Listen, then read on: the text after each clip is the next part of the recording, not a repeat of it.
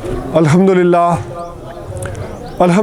وکفا والصلاة والسلام علی عبادہ الذین اصطفیٰ خصوصاً علی افضلہم وخاتم النبیین محمد الامین وعلی آلہ وصحبہ اجمعین اما بعد فاعوذ باللہ من الشیطان الرجیم بسم اللہ الرحمن الرحیم الرحمن علم القرآن خلق الانسان علمہ البیان صدق اللہ العظیم رب اشرح لی صدری ویسر لی امری واحلل عقدۃ من لسانی یفقہوا قولی آمین یا رب العالمین۔ سب سے پہلے میں ریاضت عباسی صاحب کا شکریہ ادا کرتا ہوں کہ جنہوں نے یہ موقع دیا اور نبی اکرم صلی اللہ علیہ وسلم کی یاد جو ہے وہ دل میں تڑپائی ہے۔ ایک اس روزے کی حالت میں بھی ایک خون، جب یہ پڑھ رہے تھے اشعار تو ایک خون جوش مارتا ہے انسان کے اندر، اور اس سے معلوم ہوتا ہے کہ انسان کے اندر جو روح ہے وہ جب بیدار ہوتی ہے، وہ تڑپتی ہے تو اپنے اصل کی طرف جاتی ہے۔ ظاہر بات ہے کہ جس طرح سے حضرت آدم علیہ السلام سے ہمارا تعلق ہے جسمانی اعتبار سے، جس طرح حضرت آدم علیہ السلام ساری نوع انسانی کے باپ ہیں، اسی طرح روحانی اعتبار سے محمد الرسول اللہ صلی اللہ علیہ وسلم سب کے بمنزلہ باپ ہیں۔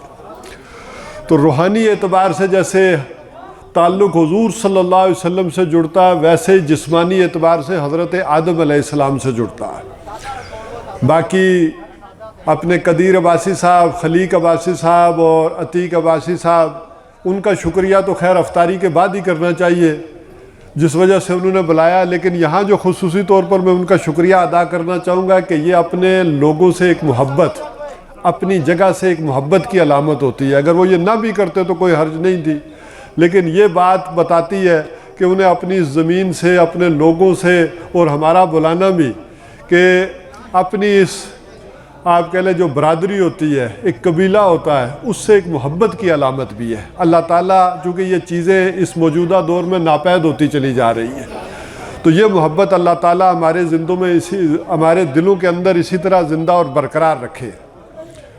بہرحال چونکہ افطاری کا موقع ہوتا ہے کہ یہ اس طرح سے ذرا ذہن بھی کام نہیں کرتے، لوگوں کی توجہ بھی ذرا زیادہ تر ہوتی ہے افطاری کی طرف ہی ہوتی ہے، لیکن اللہ کے نبی صلی اللہ علیہ وسلم نے فرمایا کہ جب بھی لوگ جمع ہوں تو ان کے اوپر تذکیر والا معاملہ کیا جائے، چاہے وہ خوشی کے لیے جمع ہوں، چاہے کسی غمی کے موقع پر جمع ہوں، لیکن ان کو یاد دہانی کرائی جائے۔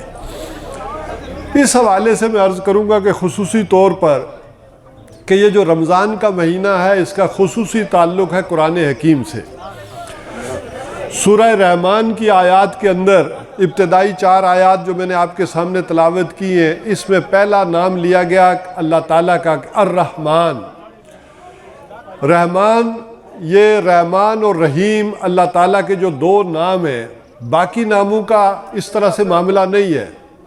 یہ جو صفت رحمت ہے، اللہ کی رحمت سے یہ 2 نام جو ہے وہ بنے ہیں، رحمان بھی اور رحیم بھی۔ رحمان اس کا نام یہ ہے کہ اس کے رحمت کے تم اندازہ نہیں کر سکتے، اس کے جوش و خروش، اس کا جس قدر ٹھاٹھے مارتا ہوا رحمت کا جو ہے وہ سمندر ہے، اس کا تم اندازہ نہیں کر سکتے۔ اور رحیم، اس کے اندر ایک تسلسل ہے، ایک دوام ہے، ایک ہمیشگی ہے۔ انسان کا معاملہ یہ ہے کہ اس کے اندر ایک رحمت والا معاملہ اٹھتا ہے، وہ کوئی کام کر بیٹھتا ہے، لیکن بعد میں ہو سکتا ہے کہ پچھتائے کہ میں نے سارے پیسے دے دیے، میں نے یہ سارا کام کر دیا، یہ ساری زمین اللہ کی راہ میں دے دی، یہ کیا کر دیا؟ زیادہ بعد میں پیسے مل سکتے تھے، کوئی اور کام ہو سکتا تھا۔ اللہ کا معاملہ یہ نہیں ہے، اس کا یہ ہے کہ جہاں اس کی رحمت، مثال تو نہیں دی جا سکتی لیکن سمجھانے کے لیے عرض کر رہا ہوں کہ جیسے بہت بڑا سمندر ہو، اس کی رحمت پورے جوش میں آ، تو جب اس کی رحمت اپنے ٹاپ پہ آئی ہے، جوش پہ آئی ہے، تو وہ کہتا ہے کہ میں نے علم القرآن، قرآن جیسا علم دیا۔ یعنی اللہ تعالیٰ کی رحمت کی جو ٹاپ ہے، جو جوش کی انتہا ہے، اس کا مظہر یہ ہے کہ اللہ نے ہمیں قرآن جیسی نعمت دی۔ اچھا، باقی علوم بھی اللہ نے دیے، جتنی دنیا کے علم ہے، سائنس ہے، جو بھی دنیا کی علوم ہے، وہ سارے اللہ تعالیٰ نے دیے، ایسا نہیں ہے وہ نسل آدم کو دے دیے۔ اسی لیے میں نے 2 تعلق جوڑے تھے کہ یہ جتنے دنیاوی علوم ہیں اللہ تعالیٰ نے حضرت آدم علیہ السلام کے اندر رکھ دیے. وَعَلَّمَ آدَمَ الْأَسْمَاءَ كُلَّهَا، یہ کل کے کل علم اللہ نے حضرت آدم علیہ السلام کو دے دیا کہ جو بھی ان کی اولاد میں سے اس کو سیکھے گا، سمجھے گا، ان علوم میں آگے بڑھتا چلا جائے گا. اور یہ جو ٹاپ کا علم ہے، یہ جو چوٹی کا علم ہے، یہ اللہ تعالیٰ نے دیا محمد الرسول اللہ صلی اللہ علیہ وسلم کو، اور آپ کے ذریعے پھر اس امت کو جو ہے یہ فیض بخشا ہے. پھر اللہ تعالیٰ فرماتے ہیں کہ میں نے خلق الانسان، انسان کو بنایا. جس طرح علم میں چوٹی پر قرآن کو رکھا، مخلوقات میں نے چوٹی پر جو ہے وہ رکھا ہے انسان کو. ساری مخلوق میں نے بنائی ہے، کتوں کو بھی میں نے بنایا ہے، بلیوں کو بھی میں نے بنایا ہے، سانپوں کو بھی میں نے بنایا ہے، لیکن جو سب سے چوٹی کی مخلوق بنائی ہے وہ یہ انسان میں نے بنایا ہے. اب اور انسان میں یہ جو دونوں چیزیں رکھی ہیں، اس کی روح بھی اور اس کا یہ جسم بھی، تو اپنے جسمانی اعتبار سے بھی اللہ تعالیٰ نے اس کو چوٹی پر بنایا ہے، اور اپنی روح کے اعتبار سے بھی اس کو چوٹی پر بنایا، فرشتوں سے بھی اونچا بنایا. اور پھر چوتھی بات جو کہی آخر میں، علمہ البیان، اس کو بولنے کی صلاحیت دی ہے، بولنے کی توفیق دی ہے. یہ جو صلاحیت ہے اللہ تعالیٰ نے کہا میں نے دی ہے، باقی صلاحیتیں بھی اللہ تعالیٰ نے دی ہیں. اللہ نے دیکھنے کی صلاحیت بھی دی ہے، سونگھنے کی بھی دی ہے، چلنے کی دی ہے، بلکہ بہت ساری صلاحیتیں جانوروں میں ہم سے زیادہ ہیں. بہت سارے جانور جو ہیں وہ رات کو دیکھ لیتے ہیں، ہم نہیں دیکھ سکتے. کتے میں جو سونگھنے کی صلاحیت ہے ہم نے 1/10 بھی نہیں ہے. لیکن یہاں جو خاص طور پر اللہ تعالیٰ کہہ رہے ہیں کہ میں نے یہ بولنے کی صلاحیت دی ہے انسان. یہ کیوں؟ دنیا میں انسان ترقی کرتا ہے اس بولنے کی وجہ سے. یہ بولنے کی صلاحیت کو کام میں لگا کر آگے بڑھتا ہے. یہ اتنی بڑی صلاحیت ہے. اس کو آپ اس طرح سے سمجھ لیں کہ دنیا میں ہم کہتے ہیں کہ سب سے زیادہ وکیل بولتے ہیں، لیکن وکیل کون سا اچھا ہے؟ جس کے پاس ڈگریاں زیادہ ہیں، جس نے پڑھا زیادہ ہے، یا وہ اچھا ہے جو جج کو مطمئن کر لے، جو بول صحیح لے، جو دلائل صحیح دے لے؟ اسی طرح ہم کہتے ہیں کہ استاد وہ اچھا ہے کہ جو سمجھا صحیح لے، نہ کہ جس نے امریکہ اور جرمنی سے پڑھا ہو، بلکہ چاہے وہ کسی اسکول سے ہی کیوں نہ پڑھا ہو، کسی پاکستانی یونیورسٹی سے کیوں نہ پڑھا ہو، اچھا بول لے وہ اچھا استاد کہلاتا ہے. اس کی مثال یوں بھی ہو سکتی ہے کہ آپ اگر اپنے بوڑھے والدین کو کسی ڈاکٹر کے پاس لے جائیں، اماں جی کو لے جائیں، اور امریکہ کا بڑا ٹاپ کا ڈاکٹر ہو، وہ دیکھتے ہی بتا دے کہ ان کے اندر مرض کیا ہے، بیماری کیا ہے، وہ دوائی لکھ دے، وہ گھر آ کر مطمئن نہیں ہوتی کہ پترے کو ڈاکٹر چنگا نہ سا، می کو مطمئن نہیں ہے کہ اس ڈاکٹر کا کیتا. لیکن آپ کسی عام ڈاکٹر کے پاس لے جائیں، پوچھا اماں جی کیا حال ہے، ٹھیک ہو، گوڈیاں درد ہے، کھانے کا ہو، اس طرح کرو، بچے کتنے نہیں، منجی ڈنگر کتنے رکھے نہیں، ذرا 10-15 منٹ انہوں نے گل بات کرے، اماں نہیں آدھی بیماری ختم ہوئی گئی. کہہ رچنے تے آنے پتر اے ڈاکٹر تے بویاں چنگا سا، اے صحیح سا، اس سے کولا دوائی کھاؤ. یہ بات ہے کہ اصل میں جو آدمی یہ گفتگو کر لیتا ہے یہ بڑی صلاحیت کی بات ہے. آپ کو معلوم ہے سیاستدان بھی وہی کامیاب ہے جو گفتگو بھی صحیح کر لیتا ہے، لوگوں کے ذہن کے مطابق کر لیتا ہے. تو اللہ تعالیٰ نے یہ جو صلاحیت دی ہے بولنے کی، یہ اتنی بڑی صلاحیت ہے.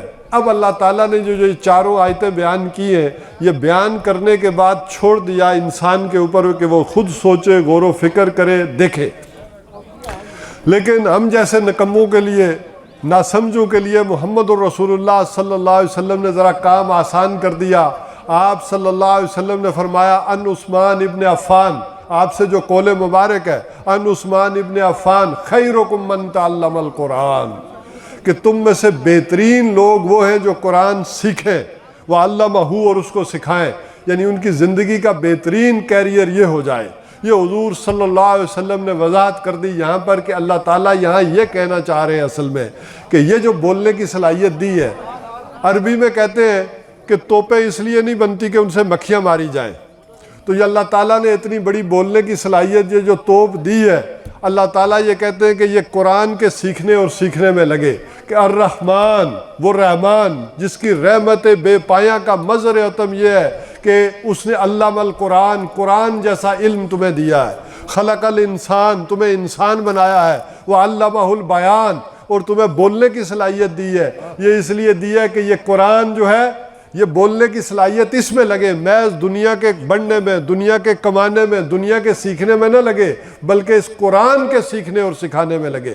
ٹھیک ہے دنیا جو کمائی جاتی ہے وہ بھی کماؤ، لیکن اصل ٹارگٹ یہ رکھو. ہمارا کام کیا ہو گیا ہے؟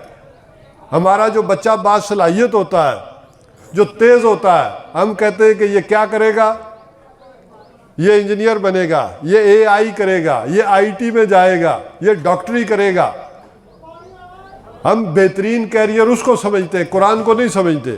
اچھا قرآن سیکھے تو یہ چھوڑے آپ یہ نکاح جرا پڑھنا نہ کیا کرا مدرسے ہی داخل کرائی چھوڑو مولوی اور کٹی کٹی سیدھا کری کن سونیس بھائی جڑا کسا کم میں ہوگا نا وہ قرآن ہی چاہیے یہ کم سیکھے بھائی. پھر ایسا گلا کر لیا یار یہ مولوی کی کیا ہوئی گا، یہ مولوی کیا کر رہے ہیں بھائی تُسا دیتے جڑے قرآن ہی ایسے ہوئے جے موڑی کی نہیں ہو نا کہ دیو نا لائق ترین اپنے پتر جڑے امریکہ پڑھنے تو دوئے پڑھنے وہ دیو قرآن کی وہ سکھو نا تو پھر تُسا ہی سکھانا. تو بہترین کیریئر اگر اس کی سمجھ نہیں ہو تو اس قرآن کی اپنی زندگی نہ بہترین مقصد قرآن کی لاؤ. علامہ اقبال بڑا گلا کیتا شعر پڑھا آج نہ تو میں آخر پر میں بھی شعر سنا تو صحیح. علامہ اقبال بڑا گلا شکوا کیتا کہ جانتا ہوں میں یہ امت عامل قرآن نہیں پہ نہیں دسنے رہے کھائی پی پھر ادھرے چلے گئے انہاں کماں میں جی ہے کوئی دلے گل رکھو نہیں رہنے لگے پیٹا روٹی چلی گیا سے تو ہمیں بھی دلے تھوڑی جایا نہیں رہنی روزے تھی بات. علامہ اقبال شکوا کیتا آنے کہ جانتا ہوں میں یہ امت عامل قرآن نہیں، جانتا ہوں میں یہ امت عامل قرآن نہیں. اللہ تعالیٰ تو نہیں قرآن جیسی نعمت دیتی ایسی لیکن ایک قرآن کی ذمہ داری چاہے استے تیاری ہے نہیں ہے وہی سرمایہ داری بندہ مومن کا دین ہے وہی سرمایہ داری بندہ مومن کا دین. کہ اگر ہم دیکھیں تو دنیا جس طرف جا رہی ہے جن کو قرآن اللہ نے نہیں دیا یہ امت بھی اسی طرف جا رہی ہے. اور اگر کسی امریکہ کے نوجوان سے کسی برطانیہ کے نوجوان سے کسی چینی نوجوان سے پوچھے کہ تمہاری زندگی کا مقصد کیا ہے تو وہ کہے گا کہ اچھی نوکری مل جائے، اچھی لڑکی مل جائے، اچھا مکان ہو جائے، اچھی گاڑی ہو جائے، میری زندگی کی یہ ہے. تو اس میں تو ہمیں مولویوں کا شکر ادا کرنا چاہیے کہ اس جیسے دور میں اللہ تعالیٰ نے ان کو یہ توفیق نصیب کی ہے کہ جڑے 12-15 ہزار روپیہ کوئی جھاڑو مارے والا بھی نہ انہیں ہی دے تو پھر اسیں قرآن سکھانے بجائے اس گلا شکوا کرا انہوں نے شکریہ ادا کرا. بہرحال اسی طرح کسی امت مسلمان نے نوجوان ہی پوچھو کہ پتر تہاڑی زندگی کا مقصد کیا پڑھی کرسیں کہ اتنے اللہ بیان کرنا کہ بھائی وہ قرآن سکھن اسی پوچھو پتر تو کیا کرسیں وہ آکسی بڑی ساری گڈی کنساں پلاٹ گلبرگ وے تھے کوٹھی بڑی ساری بناساں ویاہ بڑا چنگا کرساں. یہی مقصد اب رہ گیا ہے امت مسلمہ کا. تو جانتا ہوں میں یہ امت حامل قرآن نہیں ہے وہی سرمایہ داری بندہ مومن کا دین. اور جانتا ہوں میں مشرق کی اندھیری رات میں بے ید بیضا ہے پیران حرم کی آستے. جن لوگوں سے یہ ساری چیزیں پھوٹنی چاہیے تھی یہ روشنیاں آنی چاہیے تھی وہ خود روشنیوں سے محروم ہے. وہ امریکہ کی آنے ذرا کس دیات سڑا نظام چلا ہے. علامہ اقبال نے فارسی میں کہا کہتے ہیں شکوہ سنجے گردش دوران شدی تم بڑے گلے شکوے کرتے ہو کہ حالات ٹھیک نہیں کیا کرا معیشت نہیں ٹھیک گزارا نہ ہونا خوار از معجوری قرآن شدی اصل میں تم ذلیل اور خوار ہو گئے قرآن کو چھوڑنے کی پاداش میں. اور شکوہ سنجے گردش دوران شدی اور شکوے کرتے ہو زمانے کے حالات کے اور چیزوں کے. اے چون شبنم برزمی افتند آئی در بغل داری کتاب زندہ آئی. اور تمہاری حالت یہ ہے کہ جس طرح زمین پر شبنم کے اوس کے قطرے ہوتے ہیں صبح آدمی چلتا ہے انہیں کچلتا چلا جاتا ہے تمہاری دنیا میں حالت یہ ہے کہ تمہیں اس طرح دنیا کی اقوام پاؤں تلے کچلتی چلی جاتی ہے. کوئی غزہ ہو کوئی کشمیر ہو کوئی دوسرے افغانستان ہو ایسے تمہیں جو ہے وہ پاؤں تلے دنیا روند رہی ہے. اور اس کے باوجود کہ تمہارے بغل میں زندہ کتاب موجود ہے اس کے باوجود تمہاری حالت یہ ہے کہ تم ذلیل اور خوار ہو گئے دنیا میں. تو بیات کار ای امت باسازیم آؤ بیات کار ای امت باسازیم آؤ امت کی اس بگڑی کو بنائیں. سب مل کر آؤ کوشش کریں کہ اس امت کی بگڑی کو سنواریں اور کمارے زندگی مردانہ بازیم، زندگی کا یہ جو جوا ہے یہ مردوں کی طرح کھیلے، یعنی یوں گھٹ گھٹ کر نہ مریں اور جئیں، بلکہ مردوں کی طرح زندہ ہوں، اس قرآن کی دعوت کو لے کر اٹھیں، یہ قرآن پہلے اپنے سینوں میں اتاریں، یہ خود سیکھیں اور سکھائیں اور اس کے اوپر عمل پیرا ہوں۔ سب سے پہلے اپنے 5 فٹ پر اس قرآن کو جو ہے وہ نافذ کرنے کی کوشش کریں، پھر اپنے 5-10 مرلے کے گھر پر کرنے کی کوشش کریں، اور پھر اس ملک کے اندر اس قرآن کا نظام لانے کی کوشش کریں، یہ ہوگا۔ ورنہ اللہ تعالیٰ نے کہا زندگی کی حقیقت تو یہ ہے، اعلموا انما الحیات الدنیا لعب و لہو و زینۃ۔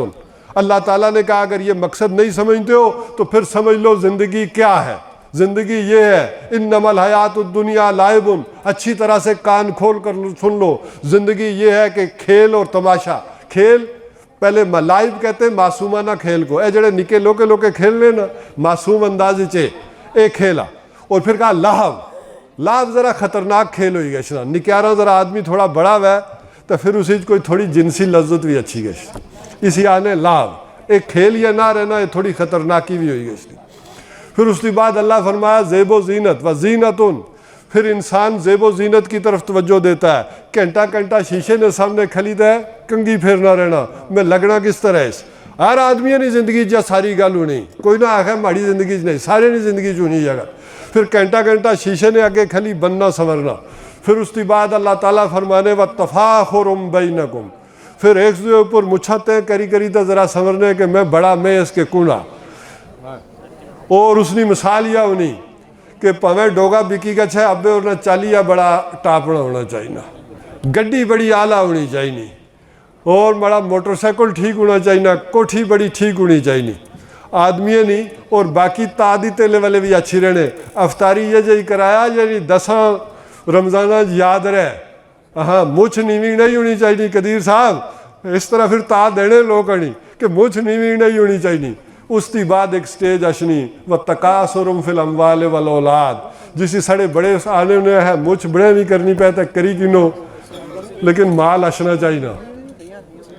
جسی سڑے پرانے آنے انہیں ایسا کھوتے کی بھی پے بنانا پہتا ہے، موقع اچھا ہے تو بنائی کنو تاکہ مال ہونا چاہیے نا۔ پھر انسان مال بھی طرف توجہ دینا کہ اے زیادہ اچھا ہے، اور فرمایا کہ اے مال نہیں کثرت پھر انسان کی قبر تک ہی نہیں گشتی۔